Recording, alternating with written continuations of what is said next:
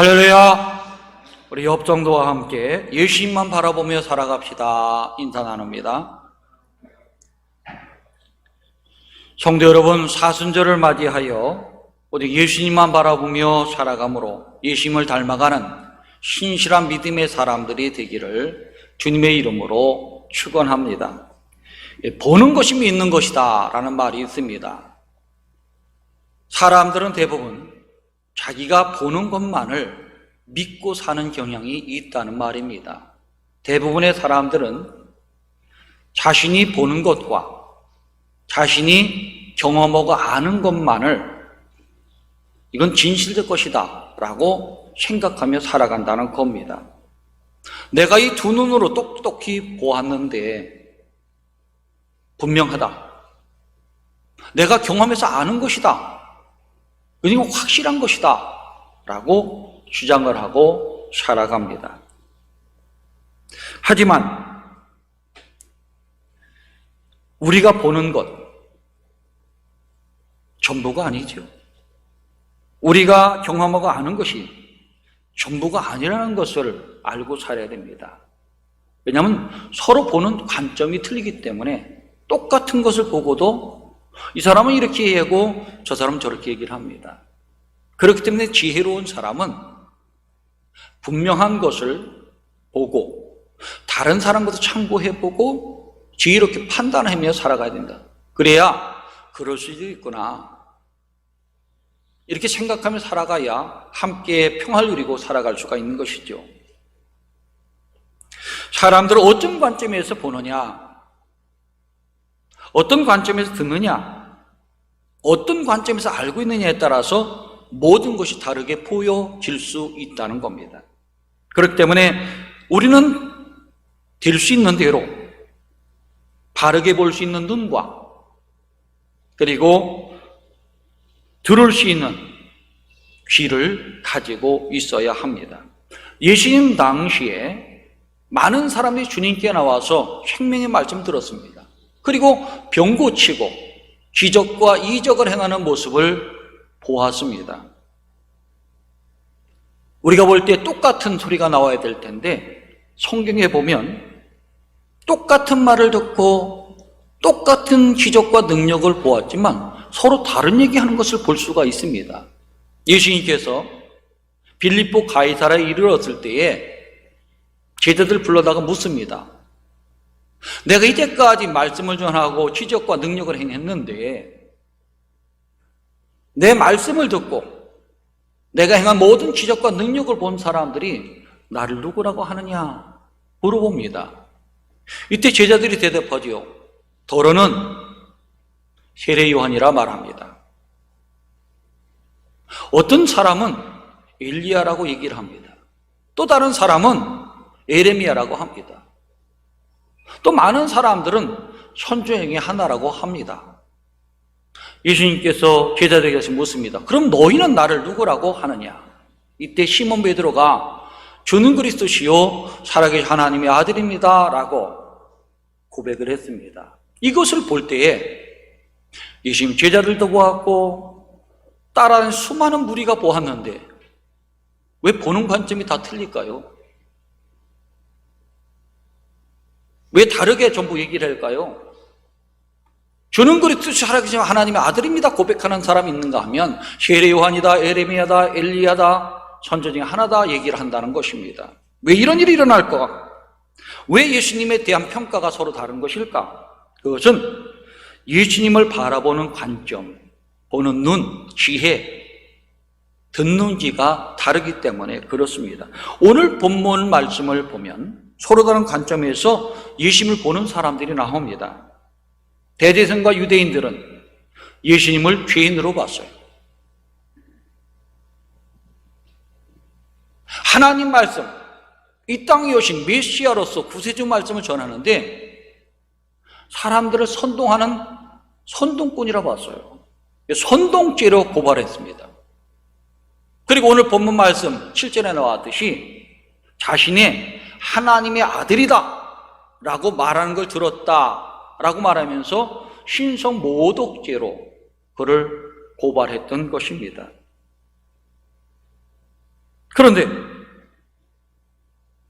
이와는 반대로 전혀 예수님도 모르고 하나님도 몰랐던 사람 빌라도는 다르게 평가를 했습니다. 그는 예수님을 죄가 없는 분으로 말을 했습니다. 자신의 부하들이 보고한 것, 그리고 가야 집에서 로마 관정으로 돌려서 신문하고 여러 가지 조사를 한 것을 판단해 볼 때 아무 죄가 없었다는 거예요. 왜 이렇게 다르게 평가했을까? 빌라도는 객관적으로 다 본 겁니다. 보고받은 것 전부, 자기가 조사한 것 본 것 전부, 유대인의 편견에 눈을 쓰지도 않고 다른 사람의 눈으로 보지도 않고 오직 정확하게 봤는데 죄를 찾지 못했다라고 얘기하고 있습니다. 그래서 본문에서 빌라도는 재판하다가 많은 사람들에게 말합니다. 보라, 이 사람이로다. 빌라도가 예수님을 고발하는 대제사장과 유대인들을 향해서, 바리새인들을 향해서 보라, 이 사람이다 라고 말을 했습니다. 왜 이런 말을 했을까요? 너희들이 잘못 봤다는 거죠. 예수님을 신성 모독죄로, 선동자로 몰아서 고발을 했지만은 내가 볼 땐 무죄한 자다. 아무런 죄가 없는 분이다. 그리고 십자가에 못 박으소서, 십자가에 못 박아 죽게 하소서 외친 사람들 향해서 그분은 너희가 조롱하고 너희가 고소하고 너희가 미워하고 증오했지만 이분은 널 미워하거나 증오하거나 저주하지 않은 사랑과 용서의 사람이다라는 것을 얘기해 주고 있는 것입니다. 빌라도의 눈을 통해서는 다르게 보였다는 거예요. 예수님이 많은 사람이 희롱해도 아무 말 안 하시는 예수님, 미워하지 않는 예수님, 저주하지 않는 예수님, 이분이야말로 사랑의 사람이 아닌가? 이분이야말로 죄가 없는 사람이 아닌가? 그래서 이 사람을 보라. 이 사람은 사랑의 사람이요, 용서의 사람이요, 널 중일히 여기는 사람이요, 겸손한 사람이다. 그 사람 한번 봐라 라고 말합니다. 근데 빌라도도 결국에는 예수님을 십자가 못 박는데 넘겨줬습니다. 왜 그랬을까요? 정치적 생명 때문에 그런 거예요. 양심을 어기고 분명히 보긴 보았지만 그 양심의 소리를 듣고 그 소리를 따라 해야 됐는데 정적 생명을 얻기 위해서 예수님 십자가에 못 박아 죽게 하는 안타까운 사람이 되게 한 것입니다. 지금 우리는 사순절을 보내고 있습니다. 많은 사람들이 코로나 때문에 걱정을 하며 근심하며 지내죠. 그리고 그들의 관심 오직 건강과 생명이에요. 어떻게 하면 내가 코로나 걸리지 않고 잘 살 수 있을까? 그지요? 정치인들은 어떻습니까? 코로나 상관없어요. 대충 이용을 합니다. 오직 그들의 관심은 이기는 거예요. 선거에서 이기고 승리하는 거, 이것밖에 없습니다. 그게 정치인들의 관심이에요. 많은 사람의 관심 무엇이겠습니까? 먹고 사는 문제예요. 먹고 사는 문제. 어떻게 인생을 즐기며 사는가? 이게 제일 관심사죠. 그래서 여론조사에서 코로나 백신 맞고 제일 먼저 해야 될 일이, 할 일은 무엇입니까? 뭘 하고 싶습니까? 했더니 여행이 70% 나왔다는 거 아니겠습니까? 뭘 답답한 마음 달랠 수 있겠지만은 관심이 거기서 있는 거예요. 세상 사람들은 먹고 마시고 즐기고 하는 것. 그러나 사순절을 보내면서 우리 믿음의 사람들은 어떤 게 관심을 가져야 될까? 우리 믿는 사람들은 빌라도가 말한 것처럼 보라, 이 사람이로다 하는 예수님을 바라봐야 될 줄로 압니다. 죄 없는 예수님, 흠이 없는 예수님, 그 누가 보더라도 깨끗하고 거룩하신 예수님, 사랑의 예수님, 용서의 예수님, 겸손하게 가시는 예수님을 우리가 바라볼 때에 이 사순절 기간이 우리 신앙이 더 성숙해지고 거룩해질 줄을 믿습니다. 그래서 오늘은 사순절을 보내면서 예수님이 어떤 모습을 보여야 될 것인가, 오늘 성경에 나오는 말씀을 통해서 함께 찾아보고 은혜를 받고자 합니다. 우리가 봐야 될 예수님은 어떤 모습일까? 어떤 모습을 보여야 될 것일까? 죄가 없고 흠이 없는 어린 양 예수님을 보아야 할 것입니다. 세상을 살다 보면 이런 죄 저런 죄 짓고 삽니다. 큰 죄 작은 죄, 아는 죄 모르는 죄 짓고 사는 것이 우리들의 모습입니다. 그렇기 때문에 죄 없고 흠 없는 사람은 하나도 없습니다. 이 사실을 알았던 사도 바울은 로마서 3장 10절에서 이렇게 말했죠. 의인 없나니 하나도 없으며 깨닫는 자도 없고 하나님을 찾는 자도 없으며 다 치우쳐 함께 무익하게 되고 선을 행하는 자가 없나니 하나도 없도다. 그렇습니다. 죄 없는 사람 하나도 없다는 거예요. 우리도 옛말에 털어서 먼지 안 나는 말이 사람이 없다는 말과 같이 다 있다는 얘기예요. 그러나 온 세상에서 죄 없는 분이 딱 한 분이 있습니다. 그분이 바로 하나님의 아들 예수 그리스도십니다. 죄 없는 사람인 걸 성경이 증거하고 있어요.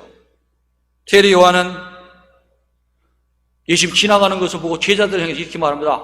보라, 세상 죄를 지고 가는 하나님의 어린 양이로다, 이렇게 말을 했습니다. 예수님은 하나님의 어린 양이라고 말을 했어요. 왜 그렇게 말씀했을까요? 하나님의 어린 양이라고 말한 것은 흠이 없는 보다 죄인이다, 죄가 없는 분이다 하는 말씀이에요. 구약의 이스라엘 백성들이 하나님께 자기의 죄를 고백하면서 또 여러 가지 기쁜 일이 있어서 하나님께 예물을 바칠 때에는 흠이 없는 것을 바쳤어요. 깨끗하고 정결하고 거룩한 것을 바쳤습니다. 그게 희생제물이에요. 예수님을 향해서 보라 하나님의 어린 양이로다 말한 것은 바로 죄 없는 분이라는 거예요. 순결하시고 거룩하신 분, 하나님의 아들이라는 얘기입니다. 그렇기 때문에 믿음의 사람들은 하나님의 어린 양 예수 그리스도를 볼 줄 알아야 됩니다. 사도 바울은 베드로전서 1장 18절 19절 이렇게 말을 했죠. 너희가 알거니와 너희 조상들이 물려준 헛된 행실에서 대속함을 받는 것은 은이나 금같이 없어질 것으로 된 것이 아니요 오직 흠없고 점없는 어린 양 같은 그리스도의 보배의 피로 된 것이다, 이렇게 말을 했습니다. 우리를 구속하는 것은 금과 은이 아닙니다. 권세와 힘과 능력이 아닙니다. 지혜가 아닙니다. 우리를 죄악 가운데 구원할 수 있는 것은 흠이 없고 점이 없는 예수 그리스도의 보배로운 피로 된 것이다. 성경이 말하는 것은 순결한 사람, 죄 없고 흠 없는 예수님만이 우리를 구원시켜줄 구세주라고 말해주고 있습니다. 그렇기 때문에 우리는 흠없는 예수 그리스도, 하나님의 어린 양 예수 그리스도를 바라봐야 됩니다. 놀랍게도 오늘 말씀을 보면 예수님이 죄가 없다는 것이 이방인 빌라도가 얘기를 했다는 거예요. 유대 총독으로 온 빌라도는 온 유대 땅을 떠들썩게 했던 예수님에 대한 조사를 했을 겁니다. 총독 정치는 조사하는 그런 정치거든요. 우리나라도 일제 36년 동안 있을 때에 제일 많이 활동했던 게 뭡니까? 순사예요. 순경, 순사라고 얘기했죠. 그 사람들은 다 도망갔어요. 왜? 그런 정치를 하는 거예요. 로마도 똑같았습니다. 조사하고 다녔겠죠. 아니, 10,000명도 모이고 20,000명도 모이고 수많은 사람이 모이는데 어떻게 그 조사 안 나가시겠습니까? 다 조사했어요. 객관적으로 사람들 얘기 들어보고 직접 들어보기도 하고, 그렇게 들어보고 또 이곳에 와서 잡혔을 때 신문하지 않았습니까? 조사하지 않았습니까? 그 모든 걸 판단해 봤을 때에 그는 아무런 죄를 찾지 못했다. 반역죄도 찾지 못했고 정치죄도 찾지 못했고 도덕적으로나 윤리적으로나 어떤 불법적인 걸 찾지 못했다는 거예요. 그렇다고 로마 제목에 반역했던 것도 아니에요. 그래서 아무런 죄로 찾지 못했다, 죄가 없는 분이다라고 고백을 한 겁니다. 빌라도가 아무런 죄를 찾지 못했다 말한 거 한 번이 아니죠. 3번 나옵니다. 요한복음 18장 33절, 오늘 읽은 19장 4절, 19장 6절에 나오죠. 3번 죄가 없다, 흠도 없다 외쳤던 겁니다. 예수님을 십자가에 고발했던 사람들, 십자가에 못 박아라 선동했던 사람들과 제사장들을 향해서 그분은 죄가 없는 분이다 말씀했습니다. 그러나 안타깝게도 빌라도가 하는, 이방인 얘기하는 얘기를 듣지 않았어요. 그래서 십자가에 못 박혀 죽게 하는 안타까운 저주받은 인생이 된 겁니다. 빌라도도 알았지만, 그렇게 알고 얘기했지만 믿지를 못했어요. 정적 생명 때문에 그걸 버렸어요. 그렇기 때문에 그는 본디오 빌라도에게 고난을 받아 하는 사도신경에 나와서 지금까지 치욕의 이름을 남기고 있는 겁니다. 오늘도 마찬가지예요. 죄 없고 흠 없는 예수님, 사랑과 용서의 예수님, 긍휼의 예수님, 우리는 바라봐야 됩니다. 남의 결점이나 찾고, 남의 흠이나 찾고, 남을 정죄하는 사람을 따라가는 사람은 대제사장이나 바리새인들이나 따랐던 사람이나 빌라도처럼 결국에는 불쌍한 인생이 되고 마는 것입니다. 그렇기 때문에 우리는 사순절을 보내면서 또 믿음 생활하면서 오직 예수님 바라봐야 됩니다. 많은 사람에서 고난을 당하시고 그 모든 사람을 용서하시는 사랑의 예수님을 바라봐야 될 줄로 합니다. 바라볼 때에 새로워질 수가 있어요. 바라볼 때에 변화될 수가 있어요. 사도 바울이 말했지요. 그리스도 안에 있을 때 우리는 새로운 피조물이 된다고 했습니다. 다른 곳에서 새로운 사람이 되는 거 아니에요. 예수님 마음을 담고 예수님 말씀을 담고 살아갈 때 내 마음이 변합니다. 내 생각이 변합니다. 우리의 말이 변합니다. 우리 인격이 변하고 품격이 변하고 우리 인생이 변화되게 되는 거예요. 그랬을 때 새로운 사람이 될 수가 있는 것입니다. 그렇기 때문에 세상을 바라보지만은 세상만 바라보지 마시고 오직 바라볼 땐 예수 그리스도를 바라보며 살아가는 믿음의 생활을 해야 될 줄 압니다. 바울은 히브리서 12장 2절에서 이렇게 말씀을 했지요. 믿음의 주에 온전케 하신 인 예수님만을 바라보라. 성도 여러분, 사순절을 맞이해서 믿음의 주를 받아보시기 바랍니다. 온전케 하시는 예수님을 바라보시기 바랍니다. 죄가 없고 흠이 없는 순전하신 예수님 바라보시기 바랍니다. 그리고 그 모습을 닮아감으로 여러분도 예수님을 닮아 흠없고 의로워지는, 거룩해지는 믿음의 종들 되시기를 주님의 이름으로 축원합니다. 또 한 가지 바라봐야 될 것은 세상 죄를 지고 가는 구주 예수님을 바라봐야 된다는 거예요. 겟세마네 동산에 잡힌 예수님, 대제사장 가야바의 집에 가서 많은 수모와 수치를 당했습니다. 빌라도 법정에서 많은 고난도 고통도 받았지요. 그는 채찍을 맞았다고 1절에 말씀해 주고 있습니다. 군인들이 가시 면류관을 씌웠다 말씀해 주고 있습니다. 채찍은, 이 채찍을 39대만 때립니다. 왜냐하면 40대 때리면 사람이 정신이 잃고 피 흘려서 죽는 경우가 대부분이에요. 이 채찍 로마 사람들은 이 가죽에다가 엮은 게 2가지예요. 하나는 철신과 같이 이렇게 단단한 뼈로 구멍 뚫어서 달았습니다. 군대가 많이 달았죠. 이걸 맞으면 피멍이 들 뿐만 아니라 뼈도 문제가 생겨요, 속에. 또 하나는 갈고리를 달았어요. 짐승의 뼈를 갈아서 갈고리 모양으로, 낚시 모양으로 이렇게 딱 삐죽하게 달았습니다. 그래서 쫙 치면 살점이 뜯겨 나와요. 그래서 이게 39대까지만 때린 거예요. 왜냐하면 40대 때리면 죽거나 정신 이상되거나 하기 때문에 이걸 맞았다는 겁니다. 여러분 잘 알듯이 가시관은 어떤 가시일까요? 우리 가시나무 가시가 아닙니다. 탱자나무 가시보다 더 커요. 여러분 손을 이렇게 펴보면 엄지손가락, 요 정도 가시가 나와 있습니다. 이게 이스라엘의 가시예요.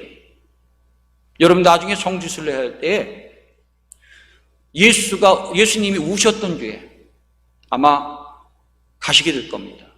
거기 보면 앞에 가시나무가 있어요. 그게 예수님이 머리에 달았던, 쓰셨던 가시관입니다.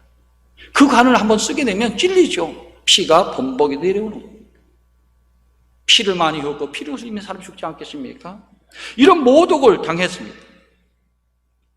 또 군병들에게 조롱과 희롱을 당했습니다. 이렇게 약한 사람들, 이방인의 수치와 수모와 고통과 고난을 받았지만 예수님은 아무런 말 안 했어요. 왜? 예수님 자기를 괴롭히고 힘들게 하는 사람들, 고발한 사람들, 때리고 욕하고 조롱한 사람들을 왜 탓하지 않고 원망하지 않았을까? 예수님은 자비의 하나님이기 때문에 그래요. 원수까지 사랑하라 말씀하신 하나님이요, 그 말씀을 실천하신 분이기 때문에 그렇습니다. 모든 사람을 용서해 주시고 긍휼히 여기시는 하나님이기 때문에 그렇습니다. 그리고 온유하고 겸손한 분이기 때문에 남과 싸우질 않습니다. 이 모습을 누가 봤습니까? 빌라도가 본 거예요. 자기 관장에 와서 때리는 거 다 봤겠지요? 머리에 관 씌우고 자색옷 입히고 조롱하는 거 다 봤잖아요. 근데 이 사람들이 얼마나 또 악을 지르면서 예수님 십자가 못 박으라고 얘기했겠습니까? 다 봤어요. 다 보고 판단한 겁니다. 그럼에도 불구하고 저 사람은 죄가 없는 사람이다. 예수님께서 왜 수치와 수모와 고난과 고통을 당해야만 했을까? 바로 우리들 때문이에요. 죄 많고 흠 많은 우리들을 구원하기 위해서 십자가의 길을 가신 겁니다. 고난의 길을 가신 거예요. 왜냐하면 이사야가 이 땅에 오신 메시아 예수 그리스도에서 말했지요. 처녀의 몸에서 날 것이다. 그럼 사랑과 평화의 영이 될 것이다. 그런 좋은 얘기들도 많이 했어요. 너희를 해방시켜 줄 것이다 말을 했는데 이사야 53장에서는 고난의 종으로 오실 것이다 말을 했습니다. 이사야 53장 5절서부터 7절에서 이렇게 말씀하고 있지요. 이 땅에 오시는 메시아 하나님의 아들 예수 그리스도는 이런 분이 오실 것이다. 그가 찔림은 우리의 허물 때문이요 그가 당함은 우리의 죄악 때문이라. 그가 징계를 받음으로 우리는 평화를 누리고 그가 채찍을 맞음으로 우리는 나음을 받았도다. 우리는 다 양 같아서 그릇 행하여 각기 제 길로 갔거늘 여호와께서는 우리의 죄악을 그에게 감당시키셨도다. 그가 곤욕을 당하여 뒤로올 때에도 그의 입을 열지 아니하였음이요 마치 도수장에 끌려가는 어린 양과 털 깎는 자 앞에서 잠잠한 양같이 그는 입을 열지 아니하였도다. 그렇습니다. 죄악의 길로 사망의 길로 가는 우리들을 구원하기 위해서 예수님은 십자가 길을 걷고신 거예요. 걸었던 겁니다. 멸망의 길로 가는 우리들을 구원하기 위해서 십자가 고통을 참아내고 인내하셨던 겁니다. 그렇기 때문에 우리는 예수님 십자가를 바라봐야 된다. 십자가의 사랑 알아야 된다는 거예요. 뿐만 아니라 예수님 십자가의 피를 바라봐야 된다. 누구 때문에 피를 흘렸는가? 누구 때문에 그렇게 고통을 당하셨는가? 그것을 알고 지내야 된다는 거예요. 그럴 때 새로워지고 우리 마음이 의로워지고 거룩해지는 구원받은 백성이 될 수 있다는 겁니다. 사도 바울 로마서 3장 23절에 이렇게 말하지요. 모든 사람이 죄를 범하였으며 하나의 영광에 이르지 못했다. 그렇습니다. 죄인은 멸망으로 갈 수밖에 없어요. 영광에 이르지 못합니다. 그런데 그리스도 예수 안에 있는 구속으로 말미암아 한 은혜로 값없이 의롭다 하심을 얻었느니라 말합니다.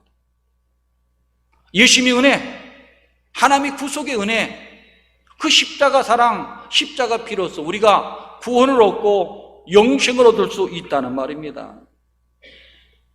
죄 많고 허물 많은 사람들, 멸망과 사망길로 가는 우리들을 위해서 이 땅에 예수님은 오신 겁니다. 모든 사람을 살리기 위해서 십자가 지시고 묵묵히 그 길을 걸어가신 겁니다. 그 길만이 우리를 생명을 살릴 수 있는 길이기 때문에 그 길을 걸어가신 것이죠. 여러분, 생각해 보시기 바랍니다. 여러분들의 허물 죄를 대신해 줄 사람이 있겠습니까? 예수님밖에 없습니다. 여러분의 생명을 누가 주겠습니까? 나이가 들면 죽는데 그 다음에 또 생명을 누가 주겠습니까? 세상 권세가 주겠습니까? 권력이 주겠습니까? 재물이 주겠습니까? 건물이 주겠습니까? 땅이 주겠습니까? 지혜가 주겠습니까? 아니에요. 예수 믿는 예수 그리스도가 주시는 거예요. 그렇기 때문에 우리 사순절을 보내면서 우리는 바로 예수 그리스도를 바라봐야 됩니다. 세상 사람은 세상 것을 바라보고 세상 즐기는 걸 바라보고 썩을 것 없어질 것 바라본다 할지라도 예수 믿는 사람은 예수님 바라봐야 되고 십자가 바라봐야 될 줄로 합니다. 교회에 나와서도 봐야 될 것은 십자가예요. 그리고 예수님입니다. 이 십자가를 통해서 뭘 보니까 십자가의 순환, 또 이렇게 빈 것을 보고 뭘 생각합니까? 부활하신 예수님 바라보면 되는 겁니다. 성도 여러분, 이제 오늘이 사순절 5째 주일입니다. 5번째 흐른 거지요. 근데 코로나 때문에 이곳에 예배 드린 분도 있고, 우리 가정에서 예배 드리는 분도 있고, 또 방송을 통해 예배 드리는 분도 있어요. 어느 곳에 있든지 십자가 생각하세요. 예수님 생각하시기 바랍니다. 그걸 통해서 우리는 의로워지고 거룩해질 수 있으며 정결하게 돼서 하나님 나라 백성 하나님의 은혜를 입고 구원의 복을 누릴 수가 있습니다. 지금은 세상을 바라볼 때도 되지만은 믿는 사람들은 예수님을 바라봐야 됩니다. 예수님을 통해서 의롭게 될 수 있습니다. 깨끗하고 정결하게 될 수 있고 거룩하게 될 수 있습니다. 사랑의 사람이 될 수 있고 용서의 사람이 될 수 있고 남을 중일히 여기는 불쌍히 여기는 사람이 될 수 있고 온유하고 겸손한 사람이 되어서 하나님 백성으로 살아갈 수가 있습니다. 그런 모습으로 바꿔나가는 이 사순절 기간 되시기를 주님의 이름으로 축원합니다. 기도드리겠습니다. 하나님 아버지 감사드립니다.